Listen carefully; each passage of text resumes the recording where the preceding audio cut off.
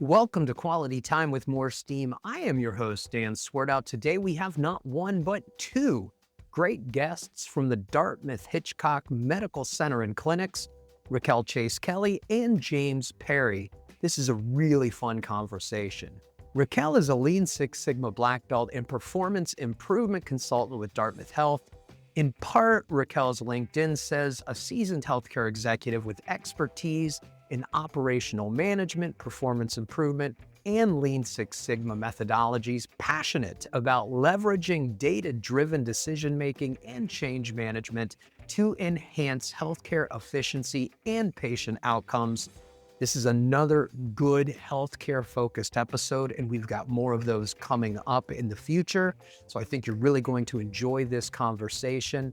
Also on the show, James Perry. James is a Lean Six Sigma Black Belt and Senior Performance Improvement Consultant with Dartmouth Health.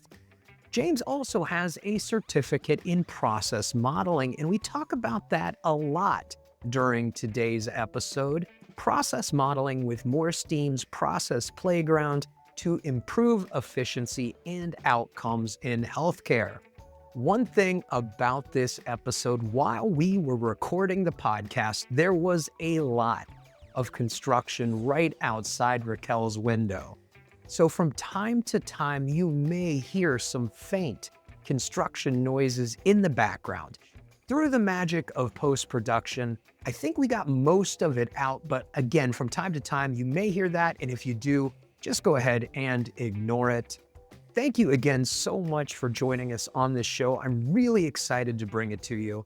And now my conversation with Raquel Kelly and James Perry. Today, we are lucky enough to be joined by Raquel Kelly and James Perry from Dartmouth Health. Welcome to the show. Thanks for having us. We're excited to be here. We are so excited to have you here because you are doing so many great things at Dartmouth Health and the Dartmouth Hitchcock Learning Center with operational excellence. So I want to jump right into the fabulous things you're doing with operational excellence and continuous improvement at Dartmouth Health. James, you're a Lean Six Sigma Black Belt and occupational therapist. Raquel, you're also a Lean Six Sigma Black Belt with a background in ambulatory operations. How have your unique paths shaped your approach to process improvement at Dartmouth Hitchcock's Value Institute Learning Center? And what makes your team's diverse perspectives so effective? I feel like my background in ambulatory operations has really given me a deep understanding of the real world challenges the clinics in our hospital face each day. And that firsthand experience allows me to be able to empathize with everyone involved, from our frontline team members all the way to our providers. And it gives me a grounded perspective when I think about coaching teams through performance improvement initiatives. It also enriches the way that I teach at the Value Institute Learning Center. It helps me to connect theory to that everyday practice that we hope that our students are able to do. And I think that one of our team's greatest strengths really is that diversity of our professional experiences. We have a huge gamut of people that work on our team with all different backgrounds, and it helps to bring those different lenses to the table, which can enable us to relate to our students and our stakeholders in meaningful ways. Oftentimes, someone on our team has experienced a similar challenge on any of the projects that we're working on or that our students are also facing. So we're able to relate to them. It can help us to build trust and credibility as we are going through that teaching as well. I'd say with my background as an occupational therapist, obviously being very patient focused in the clinical atmosphere, it was people will tell you what's not working, whether it be staff members who have those pain points that they experience every day or a patient who has a poor experience. And what do you do about that? And I think that's where I was drawn to performance improvement, because is there a framework or a better way that we do this rather than just throwing spaghetti at the wall and seeing what sticks? Is there a tool that we could apply to understand what really is causing this problem, right? How do we measure success when a change is implemented?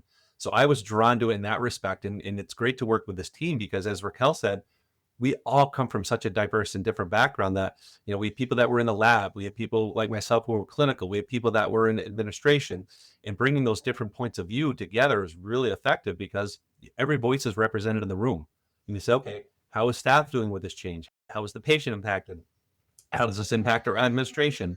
How does this impact our auxiliary, functions that happen, the lab or X-ray? And so that really gives us that sort of real world and whole that whole experience view to understand the impact of change. And it's just, it's really fun working with this team. Now, I'm trying to get some of the construction noise out in post-production, but if you hear just a little bit, there's a little bit of construction going on outside of Raquel's window. She is doing a fantastic job on this podcast, ignoring that with some phenomenal answers. Thank you so much. Take us back to the early days of COVID when Dartmouth Hitchcock pivoted to drive-through flu clinics. What was the atmosphere like, and how did Process Playground simulation help your team move from uncertainty to a clear, workable plan? Yeah, obviously it was a time when things seemed to be changing second by second, minute by minute, right? Right. You know, whether it be restrictions, precautions, everything was evolving very fast. And what we were tasked with was having a process that was just as agile to say, you know, we don't have a year to develop this. This needs to happen in 3 months. How can we make this happen? And so developing or leaning on the Process Playground tool is really effective because we were able to take what we had done in years past and say, let's put this into the model. What are the gaps? What are we missing? And allowed us to take and say, okay, what would make this successful without having the time, the money, the resources, or the known risk to say, we can't pilot this and see what happens, right? We need to understand at best guess, how do we make this happen? So Process Playground was really a great tool at that time because it allowed us to at least make that best guess to say, how is this going to work for us? And so during COVID, it was really impactful, and we've leaned on it ever since. James, you use Process Playground, for example, to uncover a potential queue of 155 cars at the flu clinic due to a check-in bottleneck.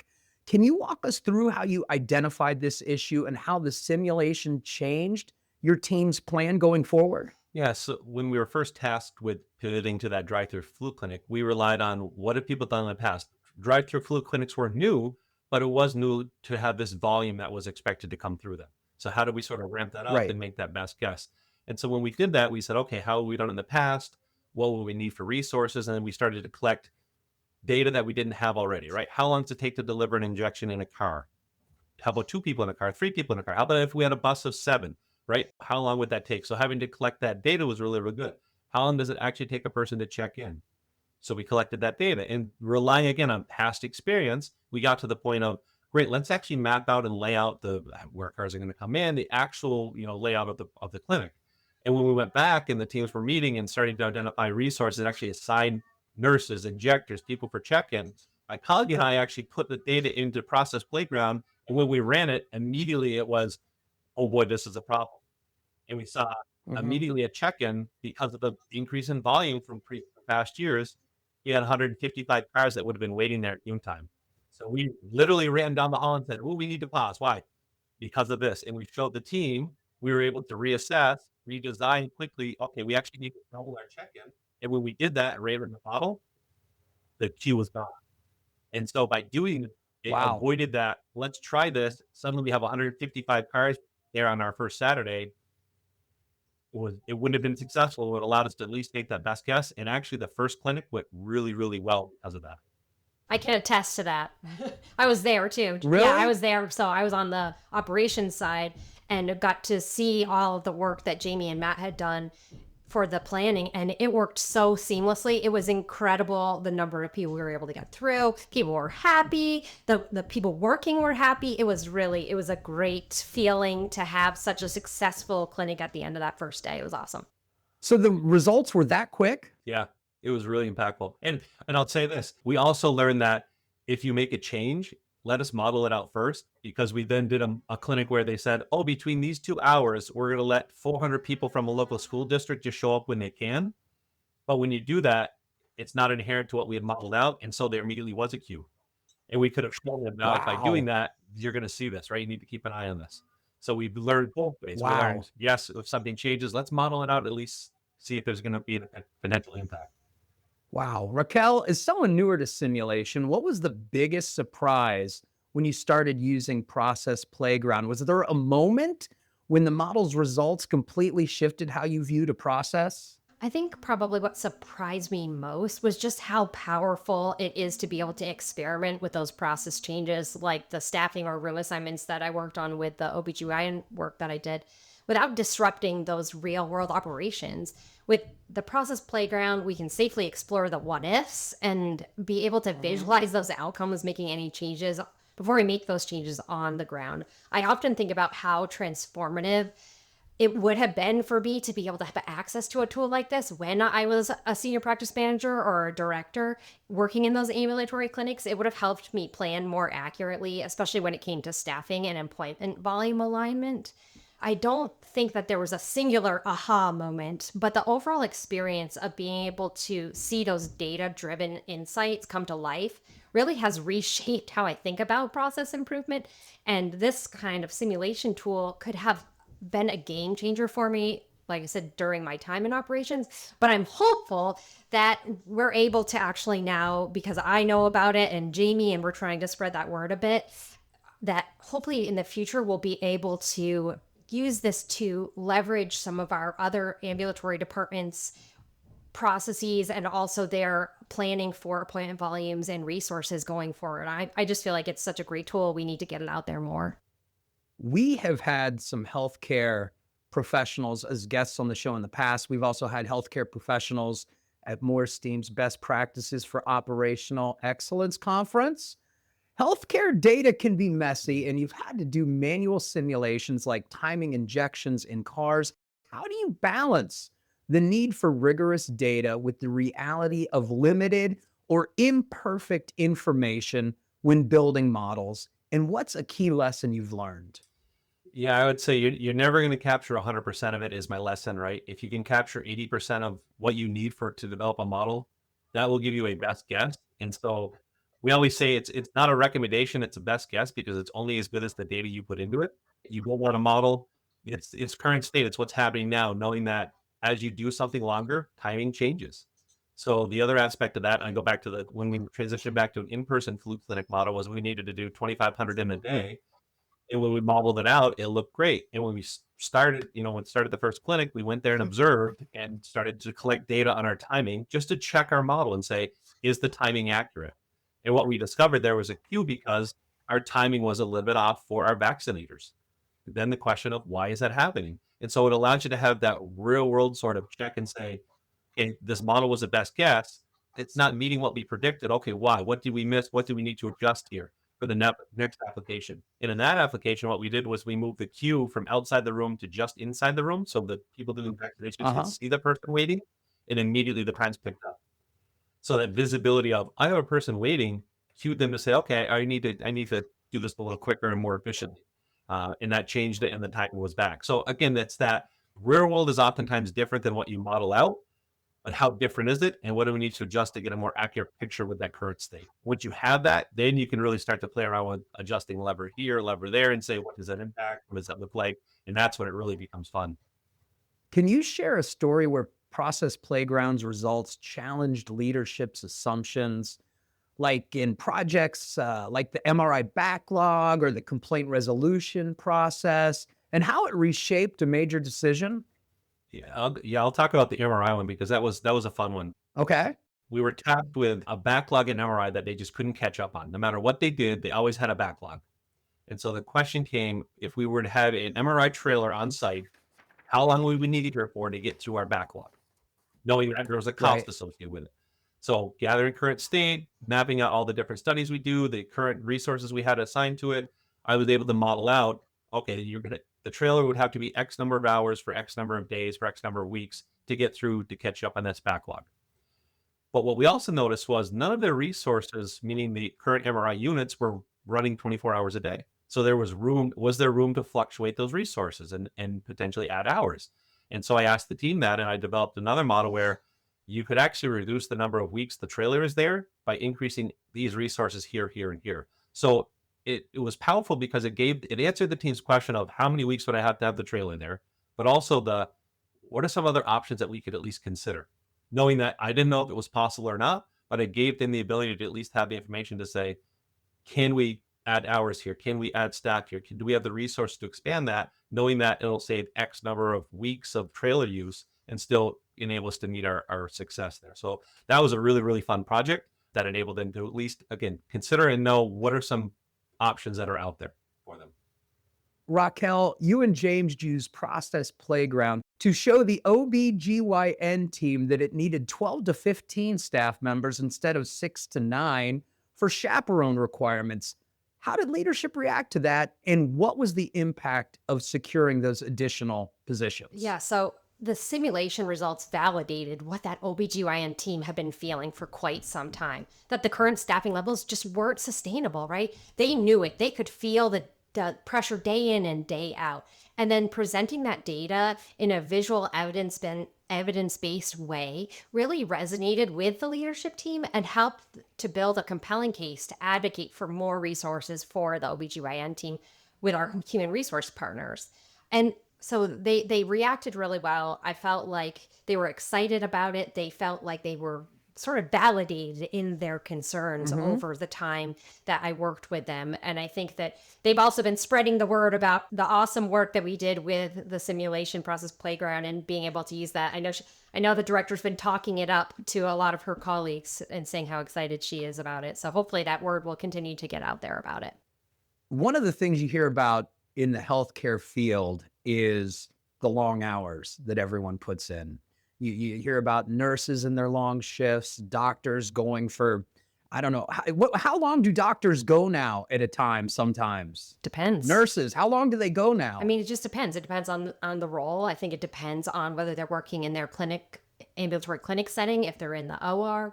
I've worked in all different areas within the hospital, whether it be a primary care all the way through a surgical department clinic. And so you see those providers working all hours of the day, coming in early, going into the OR. Sometimes I worked in vascular surgery for 5 years, and we were an urgent emergent based service. So most of our cases came from urgent and emergent cases, and the providers were coming in all hours of the night and doing emergency surgery. So they could be there all night long and then have clinic all day during the day. So it could be a lot of time for sure. So burnout can definitely be an issue Absolutely. when you're working those long hours. How do you use Process Playground to advocate for staff well-being? And can you share an example where this made a real difference for your teams? My experience coming as a clinician, burnout is real, right? And especially post-COVID, burnout is even more prevalent than what it was prior to COVID. And having worked with several of these teams, that's what you hear about, right? It's people leaving, turnover, right? And why aren't we able to retain people? And that relates to burnout. So anytime we engage with using Process Playground, we always use our 85% rule for any sort of process that's driven by a human, knowing that a human being can't do anything 100% of the time, meaning no breaks, Right. no lunch, no think time. It's literally just doing that process 100% of the time. It's not realistic and it leads to burnout. So anytime we engage with that, like in the lab, for instance, we just did a huge process model for them and really calling upon, if you drive it 85%, knowing that will reduce your turnover, it's going to make your process more efficient, and it's going to make your process more efficient long-term, because we know, as I talked about with the flu clinic, if it's a new process or a new person, the timing changes, right? People aren't as efficient. It takes time to ramp up. So you're introducing variation. So it really is impactful to say, if a person's doing this, what does 85% really do? And how does it look? And how does it impact your model? And how do we staff to that? And I think that's coming from that background. I'm very sympathetic to that, I would say. And really, looking at, yes, we want to make this process as efficient as we can. We want to have it be patient focused, but we also want to be mindful of the people doing the work, right? Be mindful of the people engaged in doing the work on a daily basis. When you're talking to people who aren't necessarily familiar with operational excellence, Lean Six Sigma, process modeling, and you present all this and it works, do they look at you like you're almost magic? Like you're doing magic? Sometimes. Other times they're like, are you sure? Right, Jamie? I mean, I feel like sometimes they are questioning more than believing. So, but that's part of what we do, is to try to convince them, right, with that data and to give them the background behind how we got to that output, so that hopefully they'll, with that understanding, they'll be like, oh, that's cool. And I get it. And now I believe that.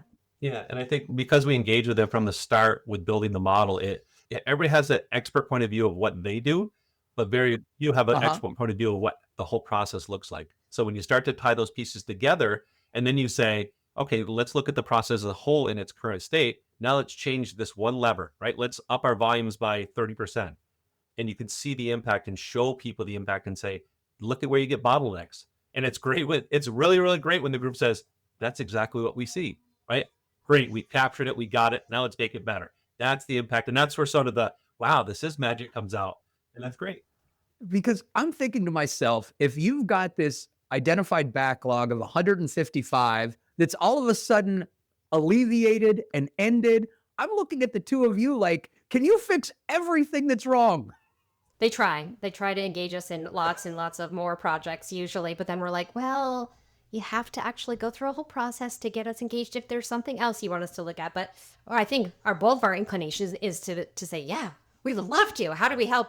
Right? We want to, but we're only one team and we only have so much time. And so we have to make sure our director is looped in and can weigh in where we should focus our efforts. But I think we all want to help everybody everywhere. But we just don't have the ability right now.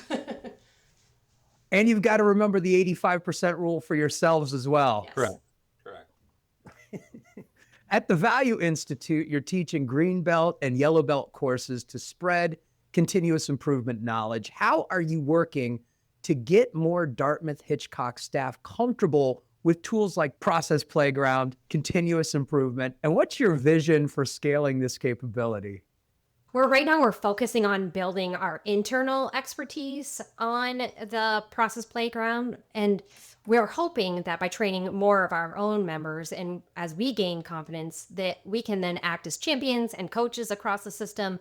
We're also highlighting our success stories at Dartmouth Health events so that we get more of that spread. Like Jamie and I just had an annual poster fair, a safety poster fair, where we presented some of the work that we've been doing with Process Playground. And so it really sparked a lot of interest, and people are asking lots of questions about, oh, what is this? What did you do? How did you use it? And so I think just by doing that in of itself will help to get the word out there. But I think longer term, I'd love to see Process Playground become a go-to resource for leaders and teams across the departments.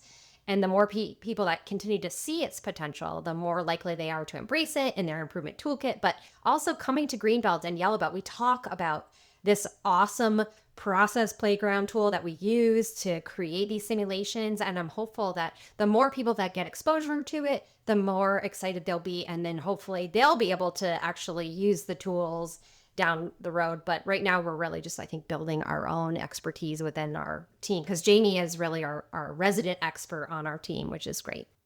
Yeah, I agree with everything Raquel just said. In addition, we have started to see those pockets of people that we engage with in this, and they come back and say, obviously it's, can you build another model for us? But then it's also we're thinking about, getting this tool and having somebody do this for our team on a regular basis. That's the exciting piece where we see the opportunity. Yes, does this tool fit all your needs? No. Does it have a very powerful impact on a lot of the processes that we engage with? Absolutely. So for some teams, it makes a lot of sense to have them have an expert or somebody on the team that's trained in this, that we're happy to help support the best that we can with what we know and what we've learned to hopefully grow our knowledge as together. Because the more people we can get in the system using it and using it in different ways, the more that it's going to help us grow and learn together, myself included, right?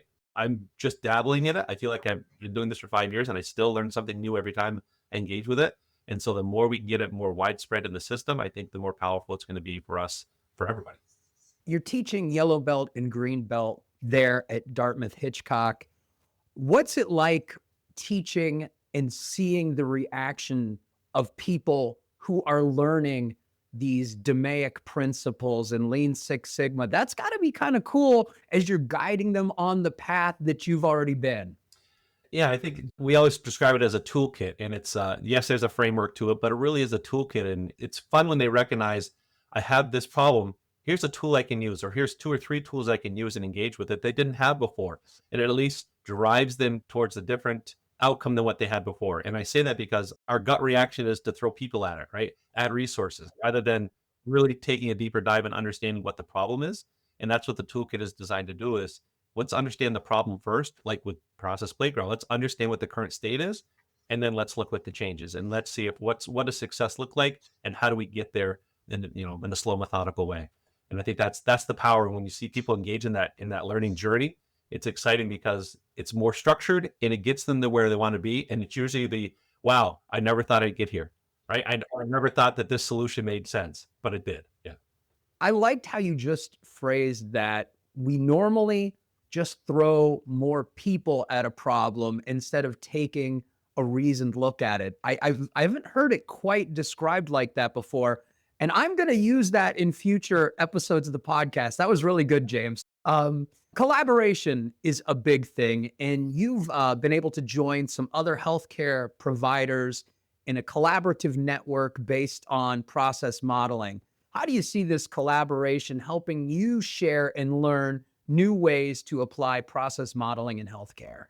Yeah, I think it's exactly that. It's new and exciting ways that you can use this tool, right? Every time we're asked to engage with a team, it's never the same as the previous version, and it's always a new application or a new way to use it. And I think just the more widespread that we can see this tool applied and used, the more we're going to have that, wow, why don't we do this for this group? Or why can't we apply that here? Why haven't we done that here? Asking yourself those questions where just thinking out of the box. And the more people that do that, it's a powerful tool that can be used in many applications that I don't think we've scratched the surface on the applications that we can use it for. With that being said, bandwidth, obviously, and training, we need to do more of that and get people more comfortable with the tool. But I think there's a lot of opportunities that we don't know about. And hopefully, as we engage with a network of peers using the tool, they can share their knowledge and say, hey, I used it this way. Oh, that's great. How did you do that? And we can learn together.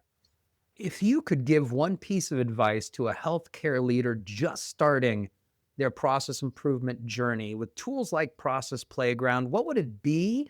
And what's the one pitfall that you'd want them to avoid? Since I'm new to the Process Playground, I'm still really in that learning phase. I feel like I'm kind of one of those former healthcare leaders that's just kind of starting the improvement journey with Process Playground. My biggest advice would be to not let the learning curve intimidate you. Tools like Process Playground might seem very complex at first, but once you get past that sort of initial hurdle of really understanding it, the insights they offer are so incredible that it's really worth the effort to gain that deeper understanding. And certainly I feel like you shouldn't try to do it alone. Use those resources around you, whether it's a colleague or a structured training like MoreSteam offers, or the podcast or articles that you guys all offer. I've been fortunate, certainly, to have Jamie as my mentor with the Process Playground work. And that kind of support has made all the difference for me in my learning journey. So hopefully everyone has a Jamie that they can lean on. Maybe you don't have a Jamie, but together we all have this short break.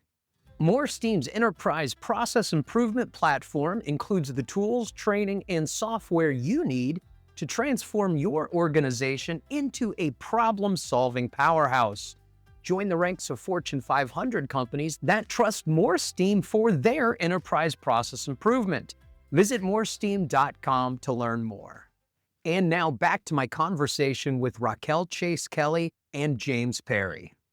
Dartmouth Health, one of the leading healthcare providers in the entire United States, just a fantastic operation. What are some of the challenges you see in healthcare over the next few years, and how can continuous improvement principles be used to attack those problems? Yeah, I think one thing that we learned during COVID is how non-agile we are, I guess, and how long change can take once we identify the need for it. And I think with COVID, it really identified the need to be faster, right? And be more efficient in how we change and how we understand change. And historically, we've struggled with that. And I think the tools that we use and the toolkits that we're developing and the Process Playground being one of them allows us to be more agile and to understand, okay, we need to make this change. And it used to be driven by, okay, what's the money that's going to cost? How long is this change going to take? What's the change management that we need to get people on board?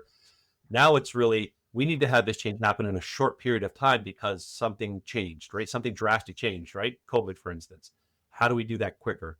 And so these tools really are allowing us to engage with the people in and around the process and at least be able to answer those questions of the what ifs and say, what if we were to do it this way? What if we were to do it with these resources? What is the opportunity? What is our ability? And at least be able to answer those questions faster rather than having to set up and make a huge change and not know the impact and not really understand what the current problem is or what the root cause of our problem is. I think it allows us to start to answer those questions faster. And I think that's the piece of healthcare where we struggle is it takes us a long time to understand and make change. And the better we can get at that and more efficient we can get at that, the more our patients are going to experience a better a better outcome, and patients are going to have a better experience in their care. And hopefully our staff are going to have a better experience than just saying, hey, we're going to make this change without any understanding of the why, the how, the background behind it. At least we can give them that knowledge to say, look, when we model this out or when we potentially are going to make this change, here's what we're looking at. And they can be involved in that process. So hopefully that engages them as well, increases their experience with what they do on a daily basis. I also feel like we see a lot of a tight labor market, at least I assume it's all over the country. In where we are in rural New Hampshire, we have almost no unemployment here. And we're going to continue, I think, to see that for many years to come. And so leveraging tools like Process Playground to be able to make our processes as efficient as possible, knowing that we're going to struggle to fill those open positions. I feel like that's another thing that we really need to work harder to leverage going forward so that we have that tool and can do our work as efficient as possible with hopefully the fewer resources that we usually have too. Yeah. Can I add one more thing to that? You just made me think of that, Raquel. It's those daily pain points that we experience as patients or staff that now when somebody brings that up, we have the ability to create a model, right? And say, how can we reduce or eliminate that pain point without impacting anything else, right?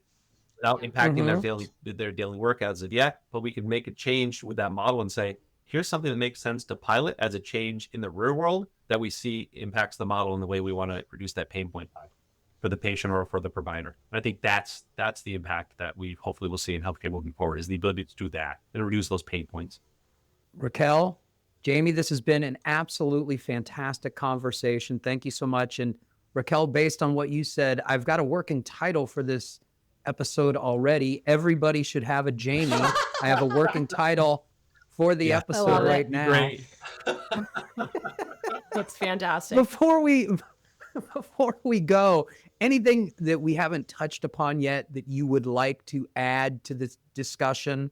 Any thoughts, any reflections, any ideas? Feel free to do that now, Jamie and Raquel.